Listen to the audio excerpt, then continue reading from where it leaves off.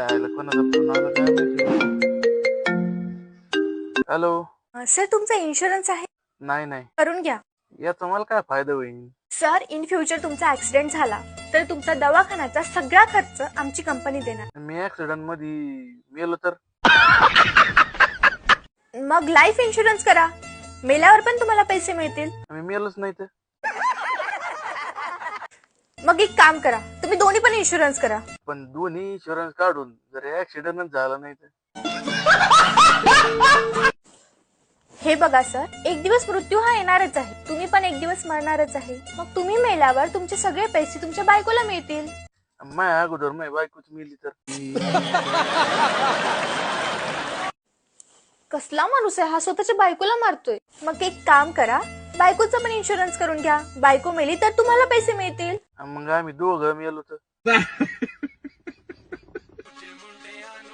तर थोडा विचार करा, तुम्ही मेल्यावर तुमच्या बायकोला कोण सांभाळणार? माझं मोठं पोरग.